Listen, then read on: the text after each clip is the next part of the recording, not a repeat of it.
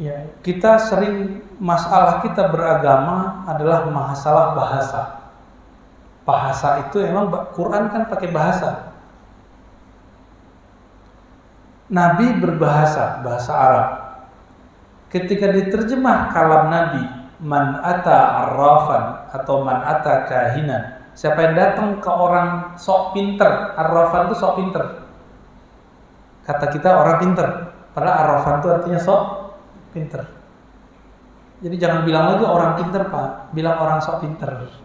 Bahasa Arabnya apa? Arrafan. Kalau bahasa anak mudanya sotoy, sok tahu.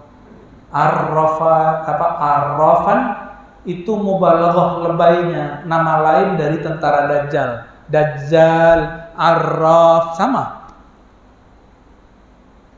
Wazannya fa'al, orang yang belagu, banyak tahu masalah yang gaib-gaib, yang tasuru'. Ya. Itu mereka itu Arraf. Kata Nabi tidak diterima sholatnya 40 hari. Karena dia mengingkari bima unzila ala Muhammad. Dia telah ingkar dengan misi Nabi Muhammad SAW. Apa misi Nabi Muhammad? Nabi Muhammad ketika lahir, Dajjal pun gak bisa tembus ke langit pertama. Sebelum Nabi Muhammad, itu Dajjal bisa ngintip, Pak. Lauh Mahfuz. Makanya Dajjal ngerti siapa yang bunuh dia nanti, yaitu Nabi Isa. Dia bunuhlah Nabi Isa. Ternyata yang dia bunuh bukan Nabi Isa, orang yang dia serupakan. Itu kerjanya Dajjal semua. Karena dia mengerti takdirnya. Lalu ada orang-orang yang bersekutu, orang-orang pinter, sok-sok pinter ini, keminter ini, ya. Dia membangun komunikasi batin. Ternyata karena tidak melewati jalur Nabi Muhammad, dia membangun komunikasi lewat siapa? Bapaknya Dajjal, yaitu iblis, Azazil. Kan Dajjal itu batinnya, ayahnya adalah iblis langsung. Iblis langsung itu bapak batinnya. Karena orang tuanya Dajjal ini dulu, Sam'un, mandul. Datang ke dukun, kata si dukun, kamu sholat di kuil setan sono. Sholat di kuil setan, bukan sholat ya, melakukan hubungan suami istri di kuil setan. Nah ini sekarang kan banyak, di Pulau Jawa ada, Pak, satu gunung, itu orang begitu. Nah itu setan semua itu. Ya, untuk ngambil rezeki segala macamnya, itu turunan-turunannya Sam'un dulu itu. Amal-amalnya Sam'un, bapaknya Dajjal yang fisik. Bapak batinnya Dajjal siapa? Kegelapan iblis. Karena orang yang tidak baca doa saat melakukan hubungan itu, yang berhubungan adalah setan. Nah, untuk Sam'un langsung Azazil yang turun. Maka sakti itu Dajjal itu. Dajjal ini dan para semua yang ada dari dukun-dukun itu aksesnya ke Azazil. Azazil membuat istana gaib antara langit dan bumi, mirip-mirip kayak aras, mirip-mirip kayak langit. Jadi kalau ada orang dukun-dukun cerita dia ketemu aras, ketemu langit, itu di sana, Pak.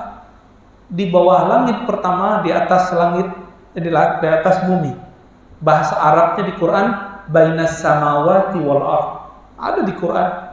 Surat Luqman, bukan surat Luqman ya, surat Qaf. Walaqad khalaqnas samawati wal arda wama bainahuma wama massana min lughub. Kami ciptakan langit dan bumi dan antara kedua langit dan bumi. Itu di sana. Jadi si dukun-dukun ini kalau dia dapat ilham, bukan ilham, namanya was-was. Batinnya dukun itu pasti bingung sebenarnya. Ini benar nggak ya yang saya dapat nih? Tapi dia pakai aja, acting aja itu, Pak. Nah, bagaimana statusnya nih yang di kampung-kampung? Tinggal dilihat, Pak. Apakah dia belajar akidah dulu dengan guru akidah kita, sholat sama guru kita, ya? Kalau dia masih menjaga begitu, berarti dia bukan dukun. Dia ahli ruqyah. Cuma dukun, nah ini rahasia bahasa Indonesia. Bahasa Indonesia ini kan nyebut dukun konotasinya sekarang negatif. Tapi saya yakin Pak Apriyadi dulu lahirnya sama dukun beranak ya. Ya. Sekarang aja yang disepron kan. Bapak juga sama kayaknya. Tuh wajah-wajah habis dipegang dukun beranak begini nih. Itu dukun beranak artinya apa?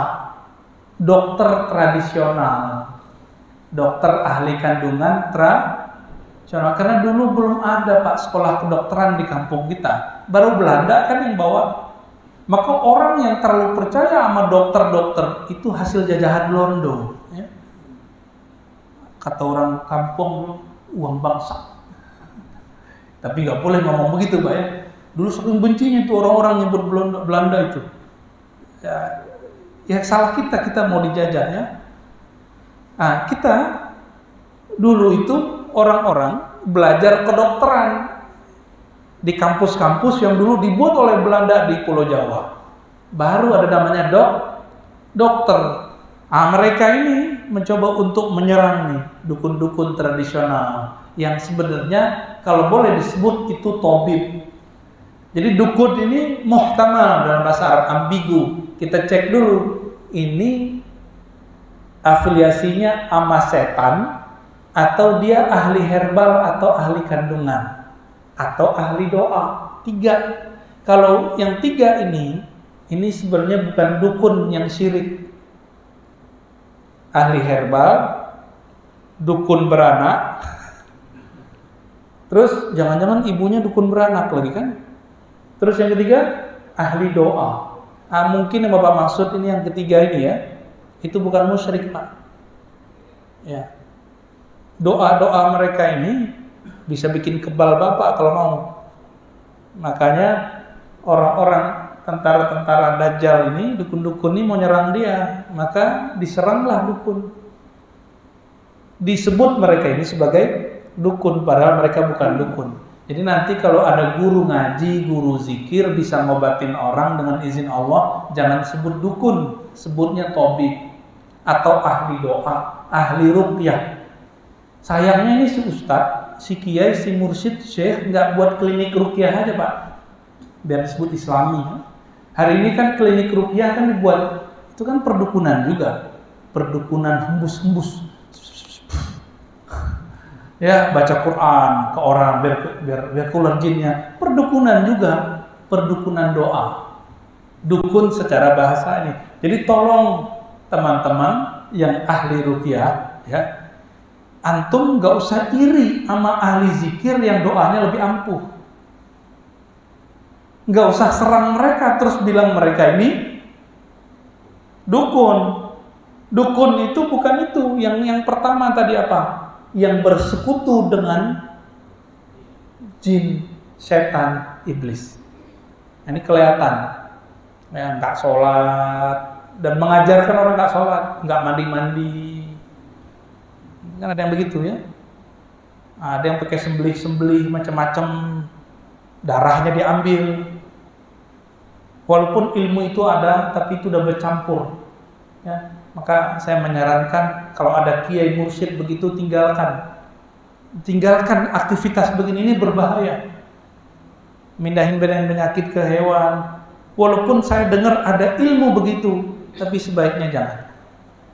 Sebaiknya jangan ya. Berbahaya itu Pak. Lebih kurang begitu Pak ya. Jadi kalau datang ke dukun beranak, terima nggak sholatnya? Ke ahli doa, terima nggak sholatnya? Oh Ustadz, doanya nggak dikencengin. Emang wajib seorang ahli doa mengeraskan doanya? Kita kalau ahli ruqyah langsung Ustadz dikeraskan bacaannya. Katanya nggak boleh zikir keras-keras. Coba antum tanya sama praktisi ruqyah hari ini, dia membid'ahkan zikir keras pada sholat loh. Tapi giliran dia meruqyah orang, dia teriak-teriak Allahu Akbar, baca ayat segala macam. Waras nggak ente? Ya, ini kalau tidak warasan beragama ini mulai muncul di akhir zaman ini, nggak adil. Ya dilu wa aqrabu littaqwa, bersikap proporsional lah, ilmiah lah. Ya, kalau kita bisa menghargai ini, kenapa nggak bisa menghargai yang itu? Ruqyah kan baru kemarin sore muncul. Ahli-ahli zikir kita sudah muncul berabad-abad lalu. mereka mengamalkan zikir dengan sir, khafi.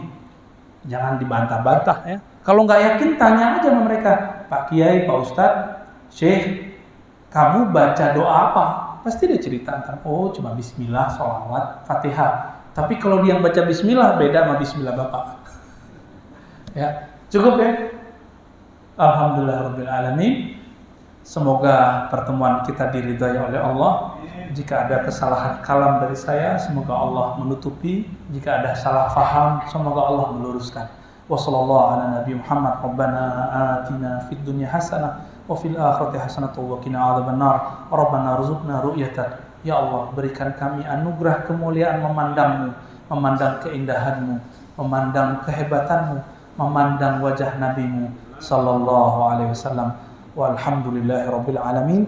Subhanakallahumma wa bihamdika asyhadu an la ilaha illa anta astaghfiruka wa atubu ilaik. Assalamualaikum warahmatullahi wabarakatuh.